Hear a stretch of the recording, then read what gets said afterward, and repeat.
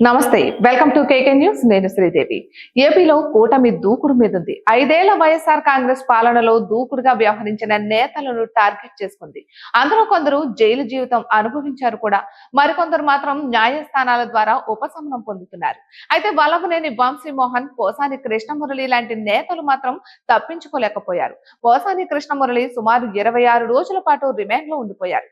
వల్లభనేని వంశీమోహన్ కు ఇప్పట్లో విముక్తి లభించే అవకాశం కనిపించడమే లేదు. అందరికంటే ముందు అరెస్ట్ అయ్యారు బోర్గడ్డ అనిల్ కుమార్. మధ్యలో ఓసారి బెయిల్ పై విడుదలై మళ్లీ జైల్లోకి వచ్చారు. సుదీర్ఘ నిరీక్షణ తర్వాత పోసానికి బెయిల్ దక్కింది. కానీ వల్లభనేని వంశీమోహన్ కు వచ్చినట్టే వచ్చి బెయిల్ దక్కకుండా పోతోంది. అయితే ఇప్పట్లో ఆయనకు బెయిల్ లభించే అవకాశం కనిపించడం లేదు. తాజాగా ఓ 2 కేసుల్లో వల్లభనేని వంశీమోహన్ కు ఉపశమనం దక్కింది.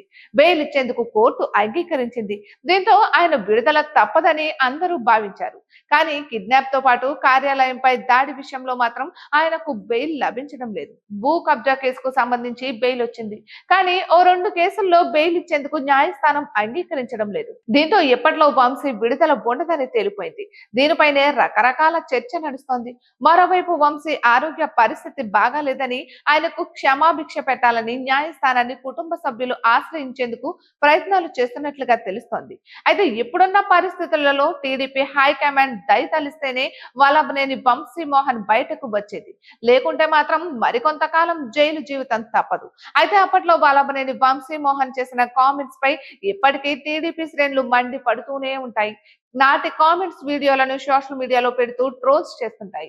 మరి కొంతకాలం ఆగితే గానీ టీడీపీ హైకమాండ్ వల్లభనేని వంశీమోహన్ పై దయతలిచే అవకాశమే లేదని ప్రచారం నడుస్తోంది. మొత్తానికైతే కుటుంబ సభ్యుల్లో మాత్రం ఆందోళన కనిపిస్తోంది. గతంలో కూడా వల్లభనేని వంశీమోహన్ ఆరోగ్యంపై రకరకాల ప్రచారం నడుస్తూ వచ్చింది. ఆయనకు అనారోగ్య కారణాలతో బెయిల్ పిటిషన్ వేసే అవకాశం కనిపిస్తోంది.